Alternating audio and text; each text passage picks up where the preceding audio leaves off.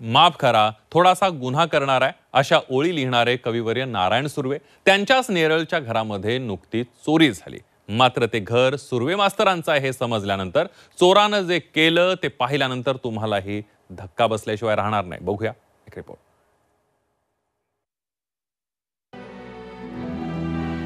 जेव्हा मी या अस्तित्वाच्या पोकळीत नसेन, खुशाल खुशाल तुला आवडेल असं एक नवं घर कर।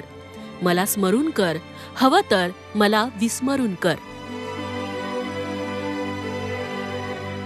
पद्मश्री कविवर्य नारायण सुर्वेंच्या या ओळी, कदाचित याच ओळींचा ओलावा एका चोराच्या मनात घर करून गेला असावा।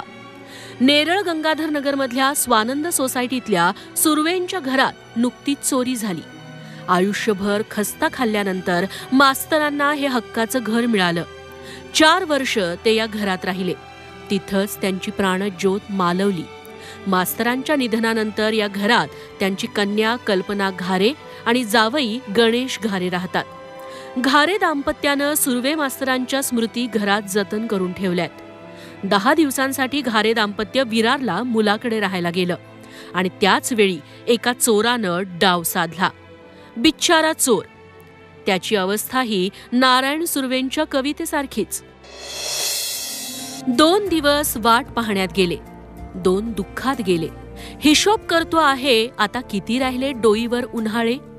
शेकडो वेळा चंद्र आला, तारे फुलले, रात्र धुंद झाली। भाकरीचा चंद्र शोधण्यातच जिंदगी बर्बाद झाली। भाकरीचा चंद्र शोधता शोधता चोरीच्या वाम मार्गाला लागलेल्या या बहादरानं चोरलं तरी काय, तर एक टीव्ही, पितळेची समई आणि दिवा, तांब्याची 5 ताटं, 5 लिटर तेलाचा कॅन, स्टीलचे 2 नळ, टेबल फॅन आणि 1 किलो तिखट मसाला। अवघा 8,200 रुपयांचा हा मुद्देमाल। घराच्या खिडकीतून प्रवेश करून सलग 2-3 दिवस तो चोऱ्या करत होता। त्याच वेळी चोराला भिंतीवर लावलेला नारायण सुर्वेंचा फोटो दिसला। त्यांना मिळालेले पुरस्कार, स्मृतिचिन्ह, मानपत्र त्यानं पाहिली। हे घर कविवर्य नारायण सुर्वेंचं आहे हे लक्षात आल्यावर तो खजील झाला। त्यानं चोरलेला मुद्देमाल परत केलाच, शिवाय भिंतीवर एक चिठ्ठीही चिकटवून ठेवली। मला माहिती नव्हतं की नारायण सुर्वे यांचं घर आहे, नाहीतर मी चोरी केली नसती। मला माफ करा, मी जी वस्तू तुमची घेतली आहे ती मी परत करत आहे। मी टीव्ही पण नेला होता, परंतु आणून ठेवला, सॉरी, असं या प्रामाणिक चोरानं प्रांजळपणे चिठ्ठीत लिहून ठेवलं।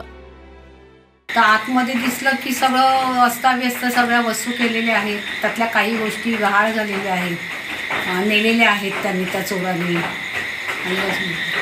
आणि असं मग पुढे येऊन त्यांनी भिंतीवर लिहिलंय की मला माहीत नव्हतं की हे नारायण सुर्वेंचं घर आहे, तर मी चोरी केली, पण म्हणजे नारायण सुर्वेंचं घर आहे पण मी चोरी केली नसती, मला माफ करा।